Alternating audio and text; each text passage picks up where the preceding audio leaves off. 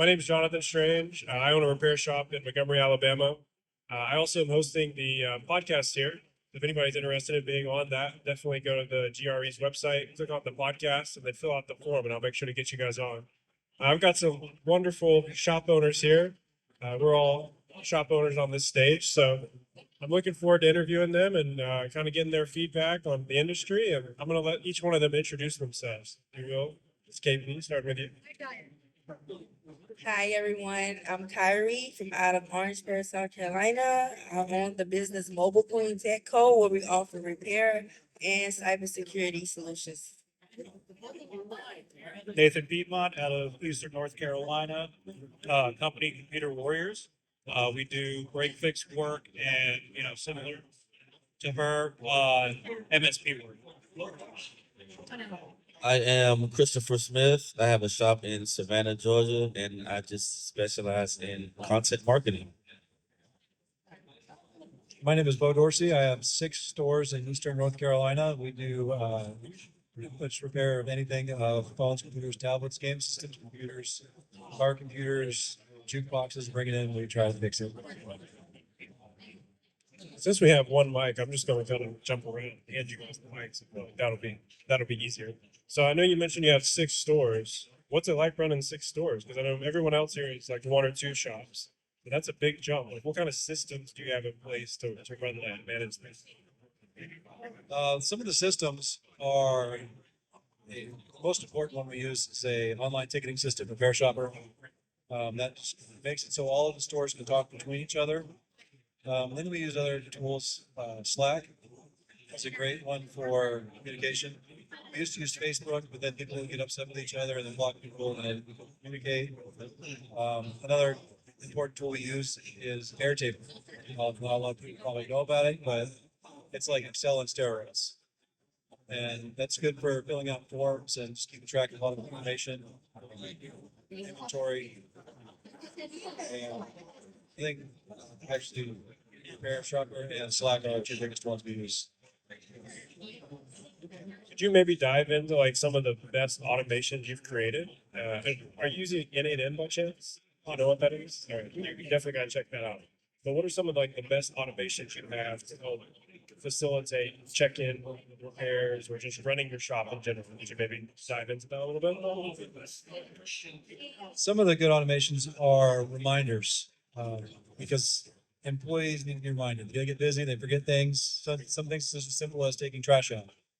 If the trash doesn't go out, then your hair is overflowing for the next week.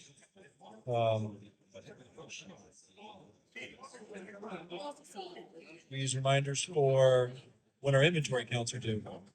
I think reminders are probably the biggest one that we use because everybody gets busy, everybody forgets, and then it's at the end of the day, and then it doesn't get done. So that's an important automation that we use. I think that would be the number one.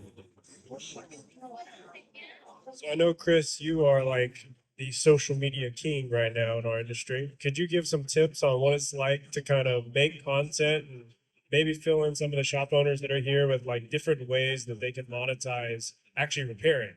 Because you've done a great job of that, like making videos every time you do a repair and making those videos turn into revenue by sharing them on all the different platforms.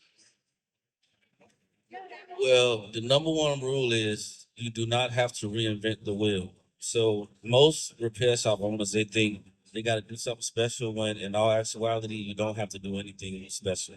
You just find what works, find another content creator that is successful at what they're doing. And you can mimic that style simply because 9 times out of 10, they doing something somebody else at the end of the day. That's how I started. I literally found a content strategy that was working for somebody. I mimicked that content strategy, and when I found it worked, at some point you evolve because you want to try new things and start experimenting, and before you know it, you found a template or a form of content that works best for you. So just find what fits into your normal workflow and just post a video. It's not that hard. What do you say to the shop owners that are listening that say like this is too much work? Because I hear that a lot. It's like people that see what you do, they're probably like, man, he's editing for hours and he's constantly filming content. Like, you think of like that's the main job you're doing. In reality, you're just using your phone and filming what you do every day. So, like, what do you say to the naysayers out there? Like, I can't do it. Well, I am a firm believer that we make time for the things that are most important to us. So if it's important to you, you'll make time for it. I mean, that's just what it is. We make time for plenty of things. If you got time to watch Netflix, you got time to edit a video. I mean, I'm just being honest. I substitute things. I substitute some things that I use for like entertainment or leisure, and I just just like learn, spend some time doing it. If you spend time doing it, then what'll happen is you can pass that over. This is what I did. Once I found a template that works for me, I pass that over to an editor, and that editor can get it done a lot quicker without my help. Does that make sense? That's a good shortcut that I feel like a lot of people in our industry are not utilizing, which is like virtual assistants. Maybe when, the next question you could follow up by telling some good websites or leads on how you find VAs. Facebook groups. I go to editing. You just type in VA editors, content editors on Facebook, and you'll find tons of Facebook groups where there are editors just waiting to work. And if you come to my content editing, I'll show you a lot more. But if you find a content template that works for somebody else, all you do is record it exactly how they recorded it. Take that video and send it to an editor. Say, hey, I need somebody who can edit this video, edit a video just like this. You give them the footage, and like boom. And you don't have. I mean, you don't have to post every day. Some people they say, oh, you got to post every day. You don't have to post every day. You just got to post consistently enough to where you get like decent numbers. Like I said, find what works for you. You don't have to post. I started just doing maybe once a week. Now we do like 3 times a week, but just find what works with your schedule. Like don't overthink it for sure. Mr. Nathan. So I know you guys are absolutely crushing it. We've talked on the podcast earlier today, and you told me a lot of things about the MSP world that blew my mind. So for those that don't know, Nathan's really crushing it by operating like a hybrid MSP model where you service customers and businesses that have less than 10 employees. Could you maybe fill us in on like what that looks like in your shop, how much revenue it's adding, and how other shops could replicate that? I guess I can talk a little bit about that. So, okay. Yeah, so we manage businesses that have less than 10 employees. And that was kind of when we were looking at expanding out, we were trying to figure out something that was going to kind of work with, why we started the business to begin with, helping people. And at the end of the day, it really turned into really a great profitable venture for us because we're really reaching out to an untapped market that is highly underserved. And, she can probably attest to this as well. A lot of MSPs, traditional MSPs, when they start out, they're going to capture as much business as possible just to start. But what happens is over the years, they start getting customers that have 15 seats, 20 seats, 50 seats, 100 seats. So now those accounts are becoming their most profitable customers and are also the ones that need the most or the quickest response. So what happens to those small businesses that are still noisy to them? They just get pushed to the wayside. And in order for them to start becoming the priority and of importance to these MSPs, they have to pay higher costs. And unfortunately, as a small business, and you guys can all attest to this as well, we all have fixed expenses and we can't necessarily afford $2,000 to $3,000 a month for paying a company an IT provider. So then what happens is now they no longer have an IT provider and but they still think of IT as a necessary evil. So by stepping into this market and serving these that are underserved, it really opens up the doors to expanding, your store's individual revenue stream, while at the same time filling your stores with business and work, because not only do these businesses need IT help, they also need break fix help. And if there's something that you don't specialize in, um, instead of trying to tell your small businesses, "Hey, I'll figure it out," find a local store or a local partner that, don't try to be the one shoe fits all. Find what works best for you and stick to it. Bo and I have a really good relationship. A lot of his stores are around my stores, and we send work back and forth to each other all the time. And we don't like to think of it. I mean, we are technically competitors, but at the same time, we work very closely together because there's a lot that he specializes in that I don't, and I don't want to specialize in it because I'd rather stick to my bread and butter and, send him the stuff that's his bread and butter. So this one's for the mobile queen. That's what you go by, right? All right. So I think one of the things I've noticed as a repair shop owner that's hired females is that they're almost better technicians than us guys because they can pay attention to details. And so could you expand maybe on what it's like running a repair shop in a predominantly male oriented industry? And then also like what you think you bring that's different than a lot of the guys in our industry? Checking. Okay.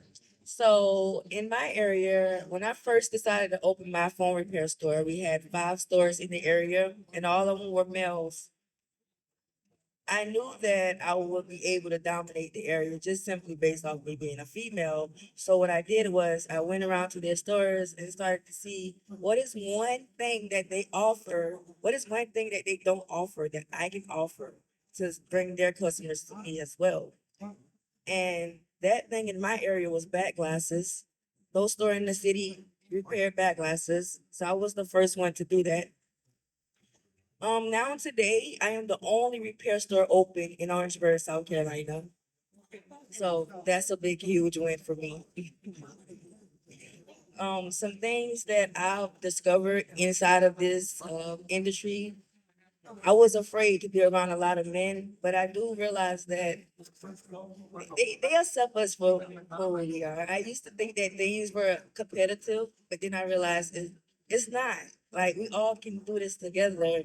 Um, I don't know because I'm the only female repair tech that I knew. So I did this off the strength of myself. I didn't have nobody to inspire me to be a repair tech. Right now, our business is family oriented. I trained my oldest brother on how to repair cell phones to give myself some time away, and now he's basically running my store. Everyone thinks he's the owner. I don't know how when the store is mobile queen, but we get that a lot. And that's about it. Oh, another thing with my store, we offer cybersecurity. That's another thing. I just added that on within the last year. Being that I will be graduating with my master's in cybersecurity in December. So I figure instead of me going to go work again, I figure I could implement that into my store and bring more revenue. One way that we do that, and we don't realize that we're offering cybersecurity in our stores, is simply when we receive the customer phone, we have their data, we have everything, their pictures, um, anything that they need that's important to them.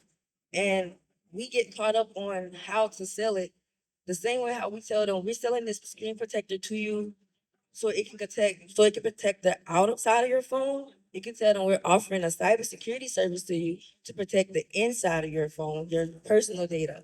And that's what matters to most people nowadays. They want to protect what's on the inside of their phone. That's why they come to us to get their phones repaired because most people, if they switch it over, they may lose something and they don't want to do that. So that's my way of getting through this. And I would reiterate, I've heard many people on the stage say that like the shop down the street is not your competitor. And I would definitely reiterate that fact because if you really look at the data, our competitors are not each other.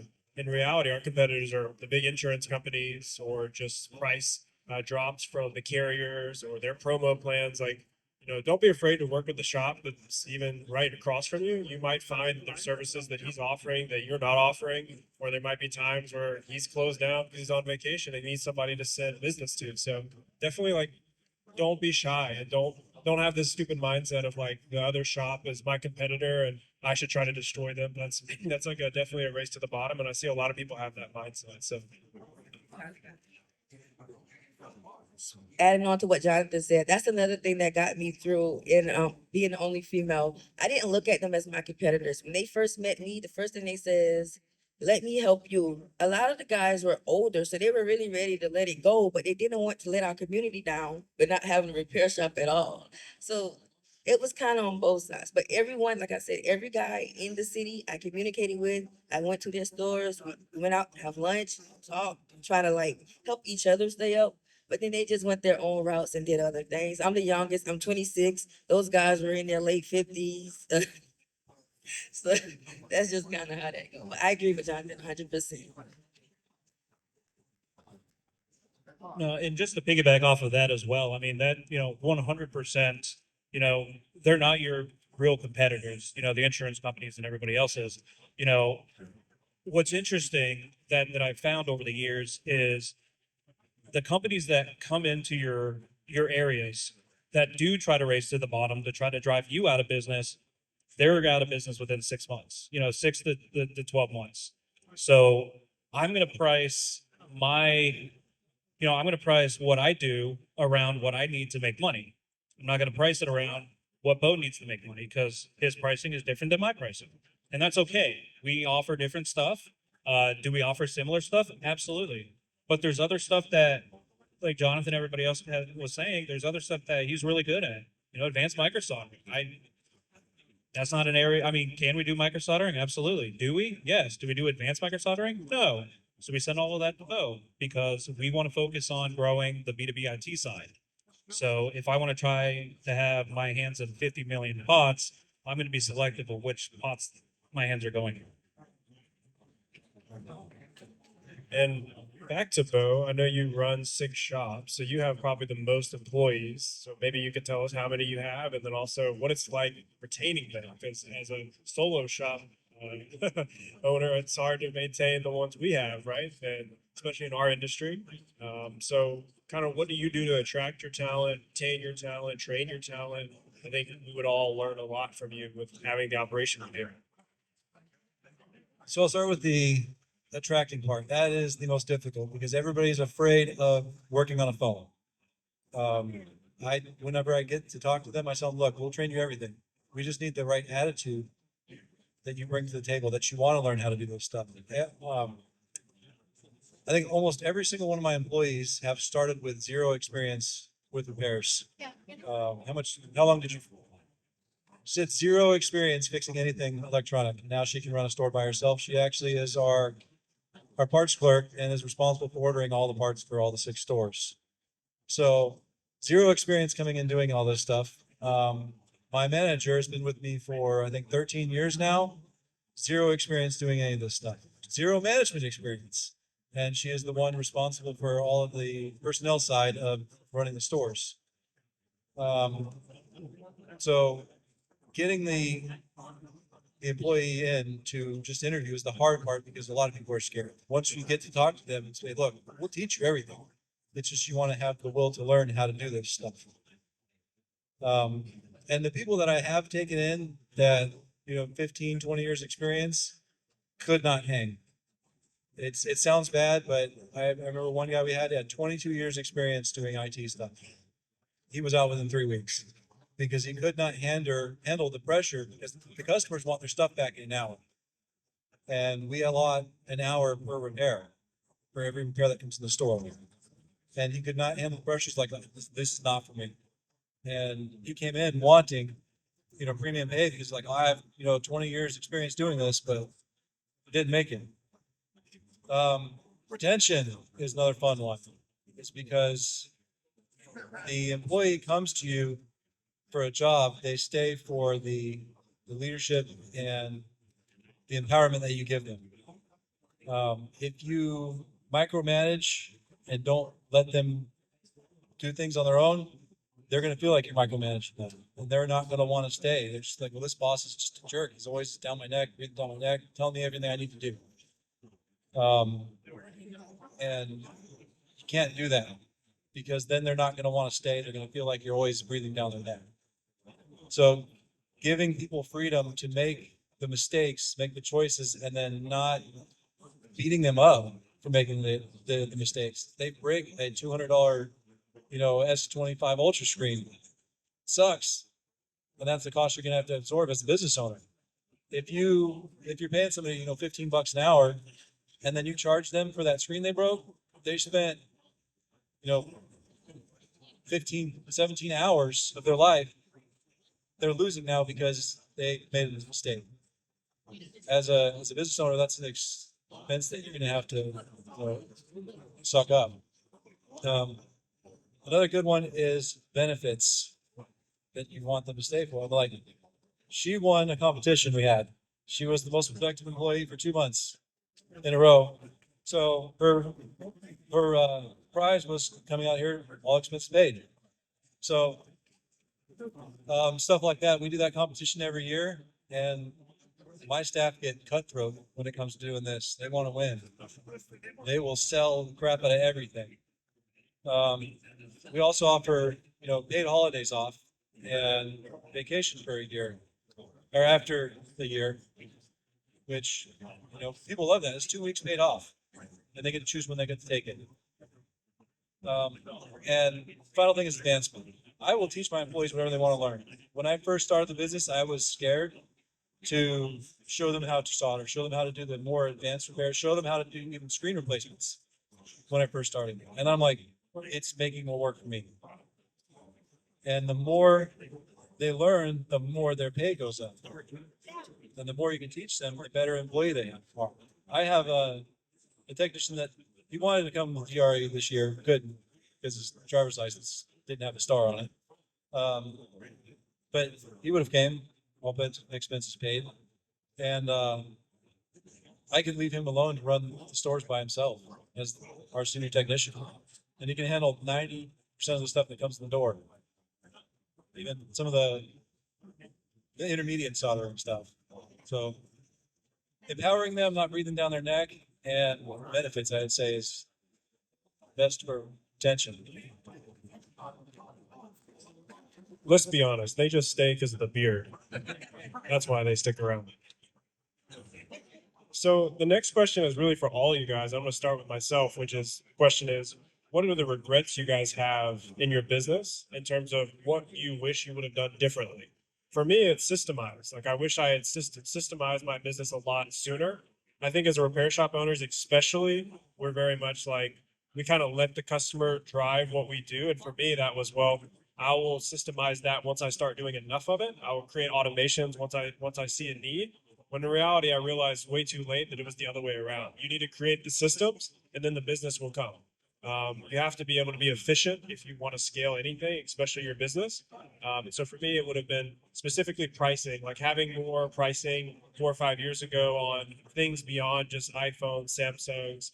Having the model in your POS for every MacBook, every brand of laptop, having a set price for screen replacements on things that might not commonly come in, so that you are prepared for it and your sales team can adequately price things without having to ask or use some complicated calculator. I wish I had done that a lot sooner. I would have been a lot more successful earlier had I done that. So I'm interested to hear y'all's regrets, for lack of better words, and maybe like what you guys would have done different looking back on your business.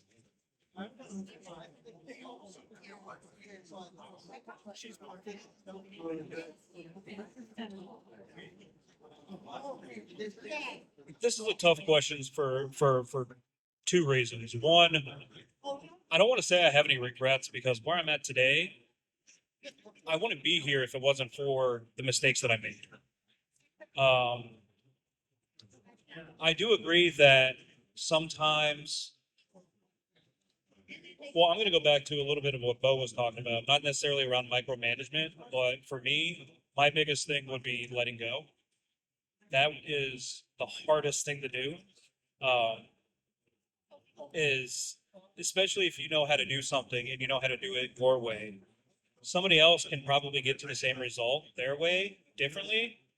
Doesn't have to be your way, but it's still, even to this day, it's still frustrating to me. So I think one of my biggest regrets is not learning the ability to let go early enough. Because if I would have, I can't even imagine where we'd be today. Um, they say that your biggest obstacle is yourself, and that's 100% accurate. So I would say my biggest regret would probably be um, not having the ability to let go faster. Let me think about it. I'm gonna skip. This one's tough because it could be business related, could be personal related. Um, because your personal life affects your business life.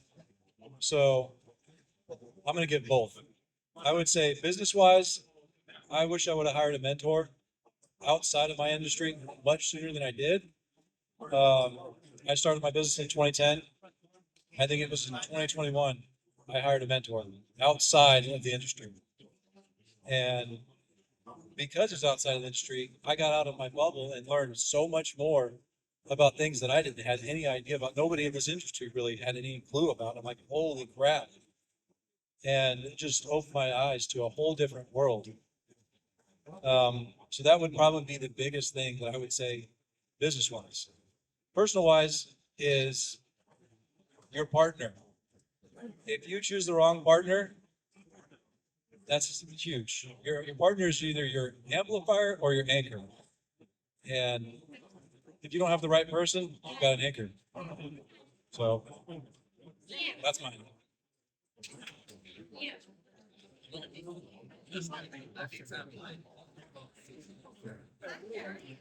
Um, like Nathan said, I don't really have much regrets because we're supposed to take everything and learn from it. But one of the biggest things that I've learned from while running the repair shop is selling myself short. And I say that because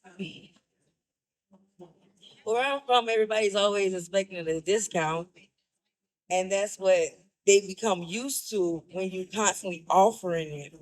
So I no longer offer discounts unless you're a student, military, veteran, educator, anything in that nature, or student. I said student, right? Like a college student.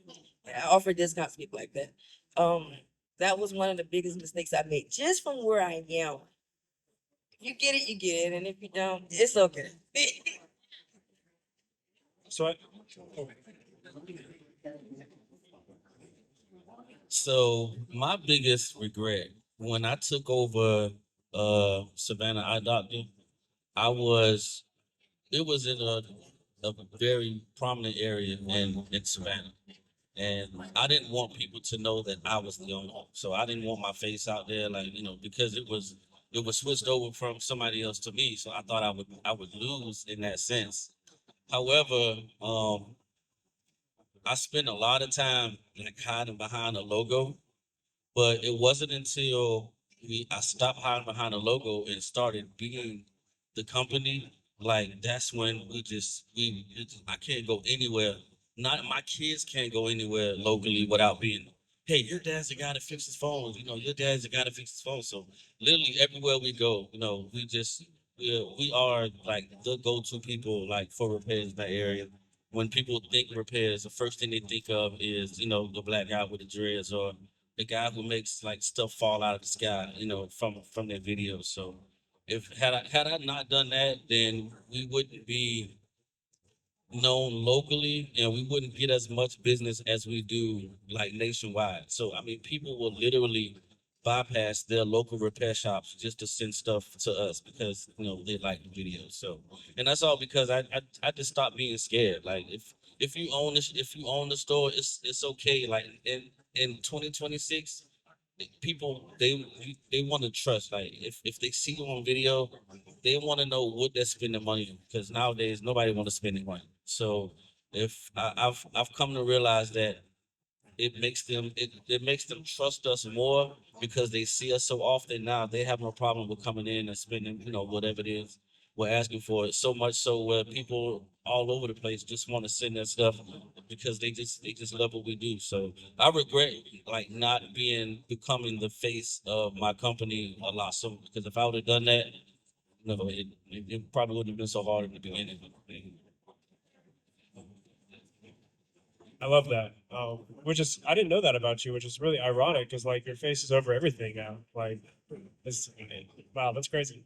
Um, yeah, I would echo that too. Like, I feel like most of the major brands we think of, like Apple or Samsung, like a lot of us try to replicate that. But if you think about it, the superpower we have is being an individual, right? Like, they have to have that type of brand because they can't let some corporate employee dictate, their brand, or when they leave, the brand goes with them. Versus us, we're individuals. We have stories, and in your case, you can show the exact process of repairing a PlayStation 5, and the customer gets to know that when they send it to you, you're the one doing it, just like they saw in the video, and that's kind of like a dopamine hit for them, right? So I agree. Like, make yourself kind of the brand. Don't be afraid to do that. Put yourself out there. People are more friendly than you probably think. Um, but I definitely want to ask Ms. Parler about the cybersecurity. I know you're offering that as a service in your business, which I think is definitely unique in our industry, and I'd love to hear you kind of explain and about that. Currently, we haven't fully merged into it, but for right now, what we're working on doing is offering tech care packages, and it's not too pricey, and but it's like a subscription, a monthly subscription, and I give them something. I know you all know. You have the customers who come in and they just want to talk and they just want to share your phone and learn more about their phone, and that's wasting your time. So I implemented where I can have I could do a malware virus removal, or they can have me check up on their security or help them configure their phone to more security. As y'all know, a lot of Androids are prone to those bugs taking over their phone. And um another we try to educate our customers on that to build trust with them so that they can come back and want to come back. With the middle age crew with the cybersecurity, it's the same. This was for the older crew. We offer the packages, of course, but for the middle age crew, we try to help them understand.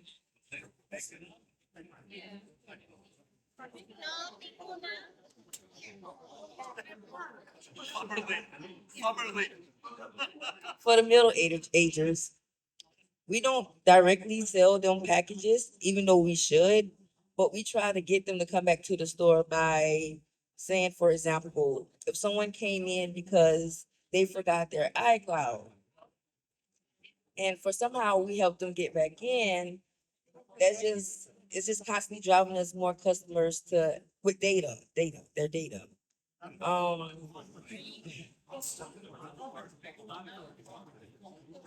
for the younger age crew, 18 or 21 and younger, they're not going to buy any tech packages.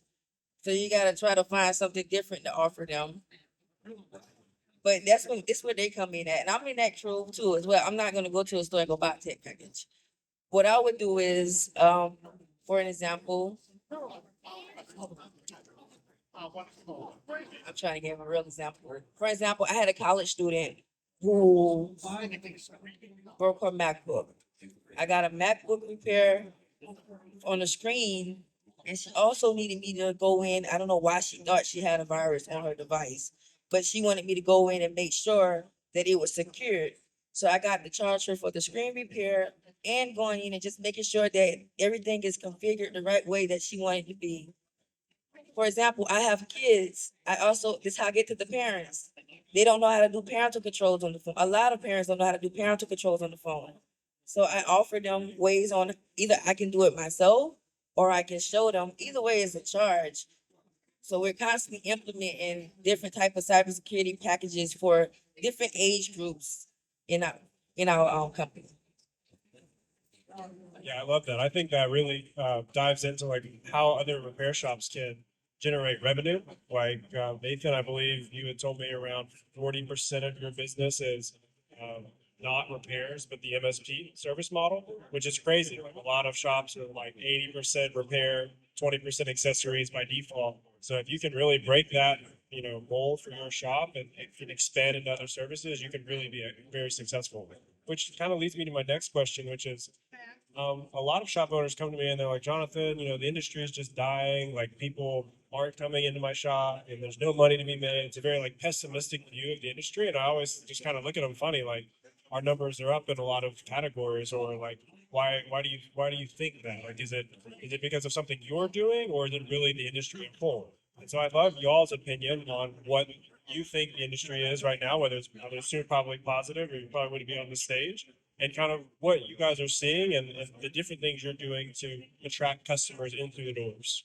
So maybe we can start down there, Doc. The industry is not dying; it's just evolving. So you have to find like what's working. In my instance, it was, I hate to keep saying this, but content just helped my business. You know what I'm saying? It's got me, it helped me go from a local repair shop to a national repair shop. So I don't have to worry about, if I don't get any customers that walks into my store, I got plenty of DMs, people in my DMs that need a repair or that want to sell us a device or whatever the case is. So there's plenty of business to be made. Like you just have to like find. You got to find a way. I mean, it is what it is. You have to evolve with the industry. If you can't afford, an employee up front, get you a robot and get you a virtual assistant. So in our store, we have a part time. My mom works part time, but typically she works from home. And how she works from home is we have a robot on our front counter. We have two more robots on the floor, and she controls the computer. She handles the customer interaction and all that good stuff. She takes the payment. She does everything from her couch or wherever she's sitting at home. Our technician is in the back, and when the device comes in, the technician comes from in the back and takes the device and fixes it. After it's done, when the customer comes back in, they interact with the robot, and boom. So like whatever you got to do to save money, you just got to do it, and that's how we save money, is through virtual virtual people working in the store. Yeah, like Chris was saying, the industry's not dying, it's just not evolving. I mean, when I first started, I did computers. I didn't do phones at all. And then phones came in, and I started doing phones. And then game consoles started coming in. Do game consoles. I mean, you just need to evolve with the industry. Um, One of the fun things that I like to do is I get up with repair shops and I buy their dead stock, like their MacBooks that need repair, their phones that need repair, stuff customers just leave. And I will buy them for pennies on the dollar, pretty much scrap value, and fix a lot of these things. And that's a great revenue stream for me because I can do these MacBook Pro motherboard repairs where it just needs like a charging IC or the power IC, and things working again. I put it up for sale for $900 and I paid $50 for it. So it's just trying to evolve is where the issue is not doing it. No, I definitely agree. It's not that the industry is dying; it's the evolution and the stage of the businesses. I think right now is the best time to be in the repair industry. The reason for that is, we have a huge shift happening right now in the economy in every industry, where we have a huge generation that's exiting, and a lot of your small mom and pop shops were ran by these folks that are retiring, and they're closing down their stores. They're exiting. Well, these customers are going to need somewhere to go, and if you're not ready for them, you're going to be left behind. And it's really important that you look at your business and figure out what your offering is, what you want your offering to be, and what you need to do to capture more business. I know for us, the pivot was more towards, not necessarily diving into, master soldering or anything like that. It was more towards offering, on-site services, remote support. And then eventually that evolved into offering residential security plans, residential maintenance plans, which then evolved into focusing on small business IT services. And so it's knowing what you're good at in the tech field and focusing on that, I think is really important. But then also not allowing yourself to be held back by new things. back when they came out with back. A lot of people were scared of that. Some people, invested in laser and got really good at it, made a lot of money off of it. And then, there are other people that didn't and are now no longer where they are. And now we only got one store in the city. But it's not that the industry is dying. It's we need to find a way to pivot with it. And there's a lot of vendors out here that are going to help you do that. As insurance and other programs start to increase, what are you going to do to position yourself in your company, in your business, to be able to get that traffic? Whether that's becoming you know, uh, becoming a member of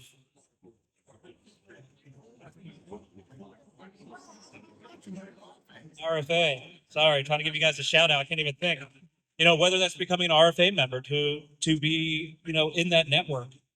They're working on getting a bunch of providers on board to start sending repairs in. I think that's incredible. Being able to go out of your way to do things like, being a RF or a independent repair provider for Apple or an independent repair provider for Samsung. Reaching out to OEM manufacturers like Dell, Lenovo, HP to do their warranty work for them instead of them having to do it themselves. There are so many different avenues. You just have to think outside of the box and go for it. The worst that can happen is somebody tells you no. Okay, you just wasted an hour of your time and you got told no? But what if you spent that hour and you got told yes? How incredible would that be for you and your business?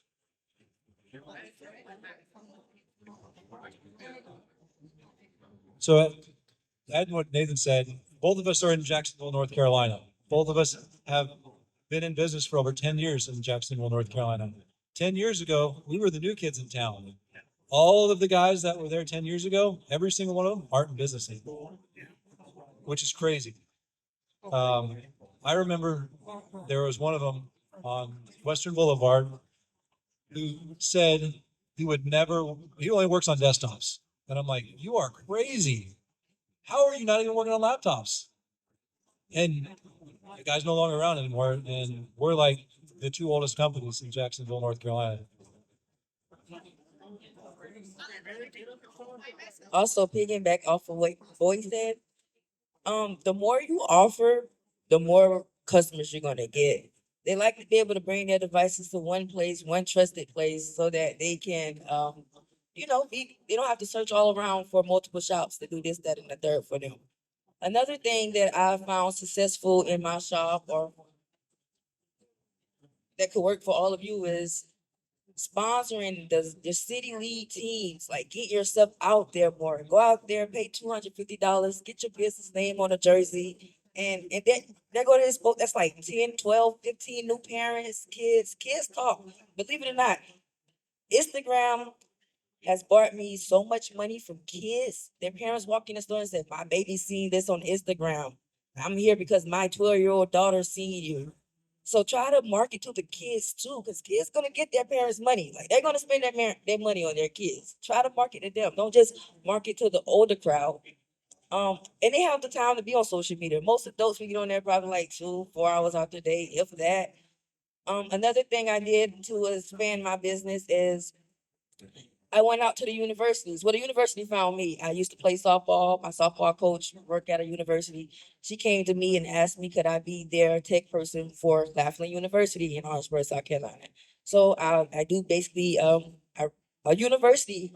I repair their electronic devices. They bring in me in December, they bought me 5 MacBooks, 4 iPads, and wanted it back the next day. They really wanted it the same day, but I was gonna have to bust them in the head for that same day. So I was able to get all of that back out to them next day. Time efficiency. People like their things back fast. Same thing that Boy said. He said in his shop, 1 hour is the max on most repairs. I agree wholeheartedly. People don't like waiting around all day for their devices. They have things to do. They ready to go ahead and get it over with. If you haven't looked into billboards, try to look into some. You see the billboards around, they're empty. Call the number, see how much they're going to charge you for it. Every state, every area is a different price. So I don't want to put a number on it, but I know where I started off. I paid $350 a month to have my billboard and my business up there. I know most people say billboards are going out of style, but that billboard helped bring in a lot of customers and a lot of money into my store. And I only had it for a year. I could have prolonged it, but by the time that year was over, it was nobody else in the city for them to go to. So I didn't continue that. But that's what I do. I make sure that I go out to the city. I get myself, I also coach for the city voluntarily. So they be picking up on more and more people. I coach every sport, um, soccer, baseball, basketball, and t-ball and baseball, the same thing. And I sponsor every team that I coach. Every team that I've coached has my name on it so that I can get myself out more. Every team that I coach is a different set of kids. And I know y'all probably, where do you find that time from? I have two sons. So they're gonna play sports anyway. Why not be a part of it? Thank you. Do you guys know what the most advanced thing in the world to manufacture is? Anybody take a guess? Business cards. What did you say? Business cards. Business. No, it's actually semiconductors. And the reason for that is that it takes thousands of different vendors from all over the planet to manufacture just one semiconductor. And you guys are like, what does this have to do with cell phone repair? Well, if you look around the globe right now, we have some of the greatest conflicts we've had since World War II. You've got Ukraine at war with Russia. You've got us, having tariff battles with China. And these things directly affect our business because when supply chains for just one of the 1,000 vendors shut down due to gas price increases or they close the plant because they can't get the oil that they need, this results in delays of the products that are being manufactured. And it's only a relatively new phenomenon that devices have been able to come out every single year, right? This is something that's really new in our history. And so this affects our industry because as global conflict increases, as we saw during COVID and as we're seeing right now with the RAM shortage, devices are going to exponentially get more expensive. Repair will be something that is not going away anytime soon simply because of the cost of replacement that is going to get exponentially more expensive. Nobody in this room would throw away their car if the tire blew on it, the way that we would have thrown away our phones 10 years ago or 15 years ago when the battery died, right? And we don't do that anymore because now phones are $1,500. So this industry is not going anywhere. Another stat I'll give you guys is that it took around 20 years for over 90% of the U.S. population to have a smartphone. 0% of the population, or less than 1%, has a home robot right now, a humanoid. And so there's an entire industry that's about to pop up, and we're perfectly poised to be the ones that take advantage of repairing those robots when the kids spill water on it or, it stops working and needs a battery replacement. So I encourage people to keep a very open mind to what the industry will evolve to. It may not look the way it did 10 years ago when we're all just doing screen swaps on iPhone 5Cs, but it will evolve and we will be profitable as long as you stay relevant. So I did want to open this up to questions from the audience if we have a few minutes. So I'm going to bring the mic to you guys. If you can, raise your hands, and I'll bring the mic so you guys can ask this panel questions, okay? So you mentioned something about hiring a mentor. That was 11 years after you started your company. Was that like somebody with like more business background to help you like run multiple stores? Since now you have 6 stores, right? So you went from 1 to 6, and you needed more experience, more background in the business side of the industry. Is that what happened? So I expanded very quickly. I started my business in 2010. I think by 2013 I had 4 stores, and they just sat around there and closed some, opened some, closed some, opened some, and then within the last year shot to 6. The group it was a group. It wasn't just a single mentor. It was a group of 4 different mentors. One of them did health, one of them did business, one of them did mindset, and one did marketing. So it was the 4 mentors together. But these are all things that helped me open my eyes to things that I was not even looking at in part of my business. So it was, I didn't hire a mentor that did just business. At least 4 different mentors in the group that did multiple different aspects of life and business. Well, much an entrepreneur.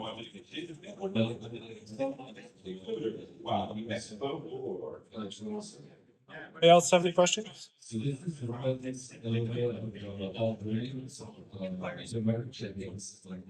you. I'd love to figure out which robots your mom is controlling from home.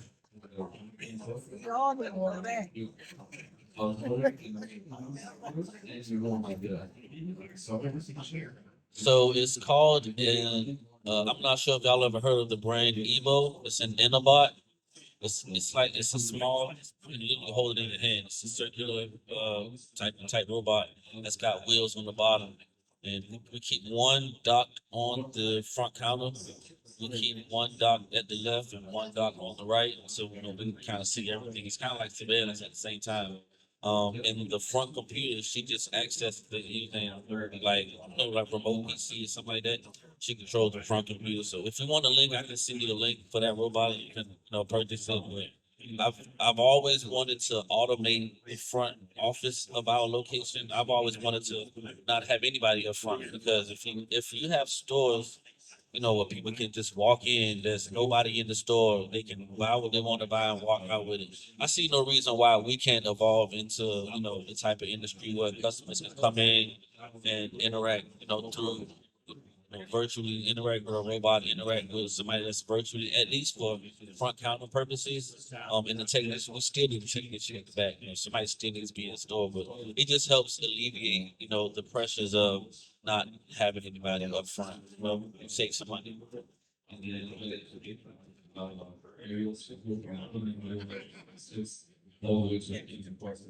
Okay, hey beautiful people. I want to know what specifically made you think in your mind that phone repair is what I want to do. What was that moment where you said I'm gonna repair a phone and I got my hands steady enough to do it? So what was that in your head where y'all said I got it and I know I'm setting up, I know I got those in my head. What was it that made you think phone repair? Phone repair.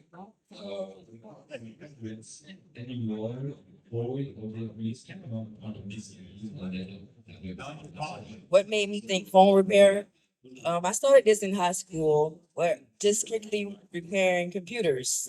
That's what I started off, desktops, that's laptops. That's all I knew how to repair. Um, I didn't think that I would be a phone repair technician today, but here I am. What happened overnight was personal, and I just took my skills and went to the next level repairing phones.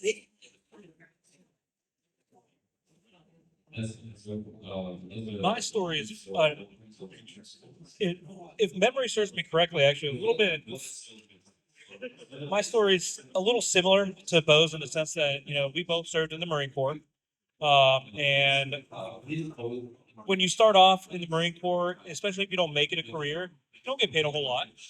So it was more of a hobbyist for me, at least, on the weekends. And then when my wife was pregnant with our first child, it was, really stemmed into, okay, I need to figure out what to do. And then I was given an opportunity to take over Computer Warriors and, leaped into it head first without thinking. And I'm glad I did. And it's been, it's been a wild ride. I wasn't thinking, I never thought to fix phones, but back when the iPhone 4 came out, my daughter wanted one and I couldn't afford it. So this guy sold it to me for $20 and I called around to see if I could find somebody to fix it. And nobody was available to fix it. So I said, "No, maybe I can fix it myself." So I went on eBay and found the parts, fixed it, and then it just was a snowball effect from there. So it wasn't like I was looking to fix phones; it just kind of fell in my lap.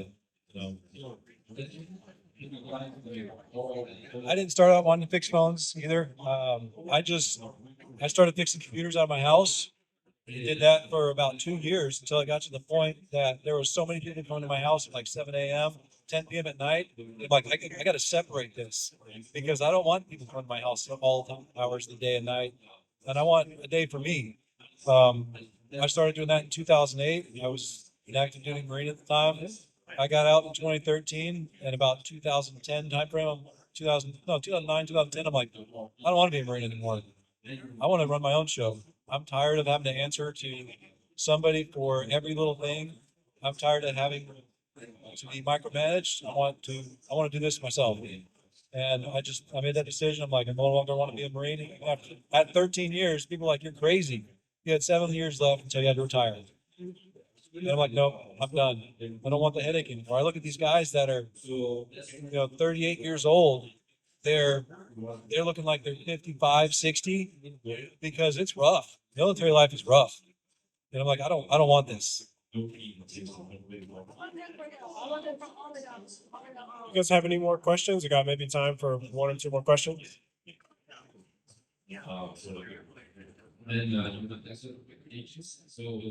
I know one part of letting go your business is training your employees to be efficient. One question I have is, how are you training your employees? I know a lot of franchises or Apple Store, they're just like, here's a monitor, watch a video, and then here's a phone repair. So are you guys like, do you guys have a system or do you have a methodology? Like you're doing phones or you're doing microsoldering, you're this level or that level. And are you training them by, step at a time, or are you training them like most repair shops? Like, oh, we got a MacBook today, so we're gonna learn MacBook. So what are some of the systems I would say that you took to let go and actually give that knowledge over to an employee?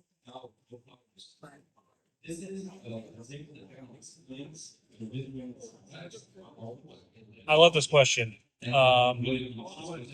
So the first thing, it depends on who you're hiring for, of course, whether you're hiring for a dedicated salesperson or whether you're hiring for a technician. For me in our stores, regardless of which path you go through, everybody for the first 2 weeks is automatically going through customer service training.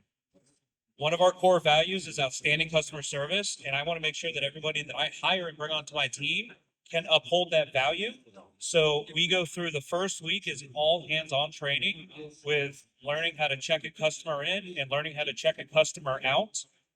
We do not let anybody answer the phone within the first week.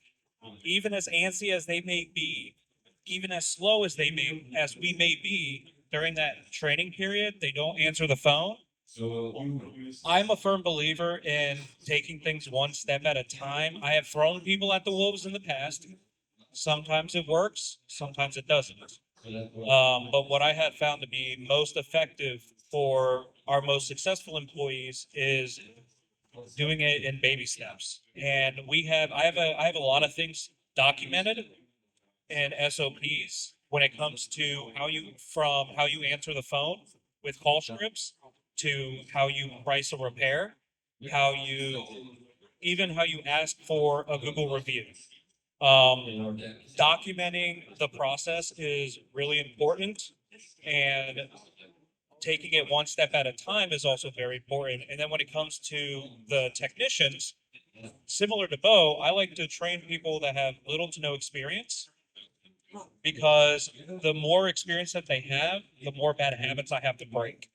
The more I have to it's going to take a lot longer to transition them into my process versus if they have little to no experience. And so I always start a technician after their 2 weeks of customer service sales training. I always start them because we do computer repair as well, and that's predominantly what we fix. We'll start by they're just going to be replacing the parts. Whenever a part comes in, they're installing it, and it's getting them familiar with the inner workings of a computer. Once they understand how to repair the device, then we move on to how they diagnose the device. Once they understand how to diagnose the device and they're more efficient in that area, then we move on to iPhone repairs, iPhone screen repairs. If they can fix an iPhone screen, more than likely they can fix the Samsung screen. And then iPads, we all hate them. they're a necessary evil in our industry, or at least in my store. Those are the last things we train on because those are the ones that, in my opinion, can potentially take the longest and they're not very easy. So for us, it's in baby steps, and we use more of a tiered approach where they have to learn how to walk or crawl before they can run.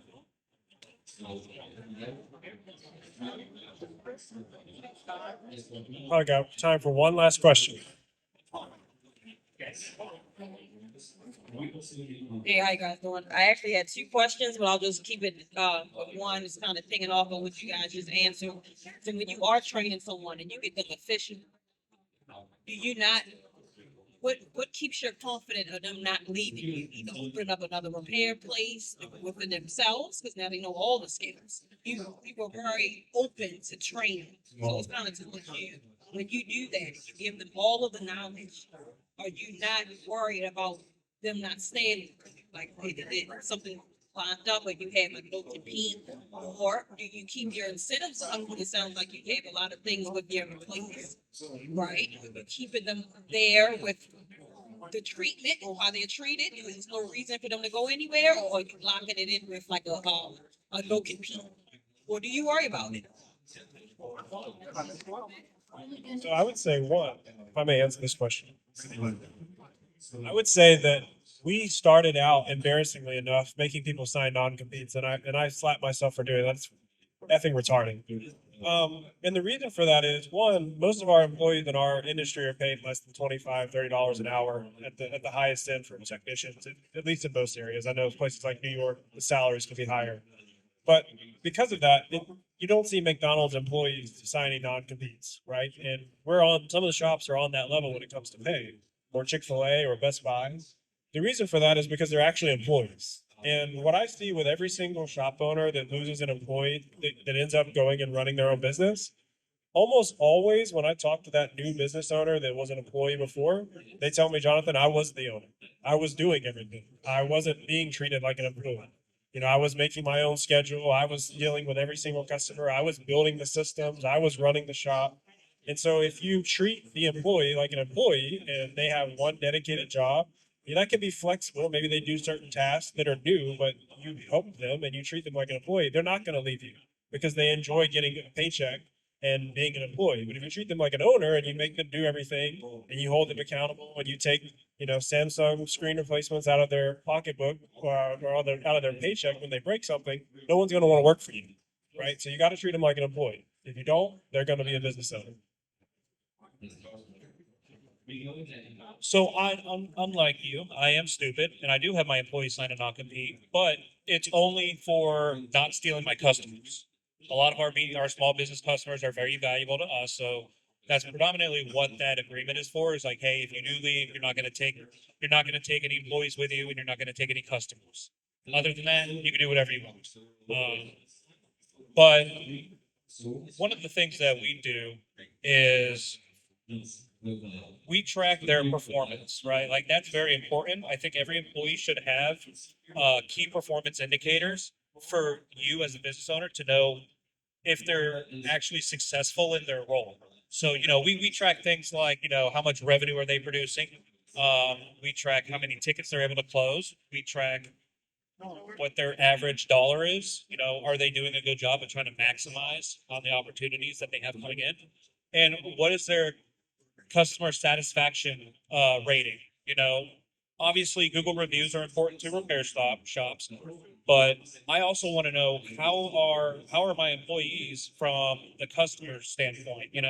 Did our customers have a good experience with them? Once I have all of those metrics in place and I see that they're performing very, very well, we do performance evaluations. We do performance bonuses. So they get production bonuses based off of how well they're doing. Very similar. We don't necessarily micromanage. We allow them the ability to make decisions. In fact, we have a very simple process where they can make a decision without having to call me as long as they answer 3 questions. Is it right for the customer? Is it good for the company? And is it in alignment with our core values? If they can answer yes to all 3 of those and take that ownership, they can make a decision without having to call. So far, and I'm gonna knock on wood, but it's been, I mean, I've been away from the shops for 2 days now, and I haven't gotten a call to make a decision about anything. The only way that I know how the stores are performing is if I pull up QuickBooks, which is good. Like, that should be how it is. Because you give them that availability and you give them that ownership and you treat them like family. You do things as simple as giving them their birthday paid, giving them a birthday card, mailing it to them. Whenever you hire a new employee, how are you onboarding them? You know, are you, hey, we're going to fix all of this stuff today? Or are you going to send them a gift basket with a gift card in there so they can take them and their significant others out? Did you ask those questions during the interview process just to get to know them a little bit, to make it more of a personal experience? The point is to create an environment that your employees don't want to leave. Doesn't have to be about the money. I have employees who just love doing the work, and guess what? They know that their cap with me is going to be up here. If they want more, they're going to have to go over here to not me, which would suck, and I would hate to lose them. But I have people that are just happy working on devices. And that's because we created a culture that allows them to be open, to be communicative, and for us to work together. It is also frustrating too, because when you have that level of trust and you try to implement new things, you do get a lot of pushback and you do get a lot of people expressing their opinions, and it will piss you off, but it comes from a good place. Um, yeah, I'll leave it at that. I'll pass it off to Bev. So I'll be quick with your question. I think it was about 2, 3 years ago. I think it was the FTC was the government agency that outlawed non-compete agreements. So there's that. Any non-compete agreement is really not going to hold any weight unless you're a C-level person, and none of us are that. So we did used to have them sign non-competes, and it was more of, I guess you could say, a scare tactic to keep your knowledge that you shared, the investment into that employee, but they don't hold any weight anymore, so you can't do that to employee. Now, the other thing is, just because you have a great technician doesn't mean you have a great business owner. I have had actually a competitor of mine take my best employee that I had for about 5 years, set him up a store, fund that store, and it failed within 6 months because that technician, amazing technician. However, there's a lot more to running a business than fixing phones and computers. Absolutely more. So there's that. But just treating them right and giving them a safe, I guess you could say a safe place to have that income, because they're only there because they need a paycheck. If you didn't pay them, they wouldn't be there. So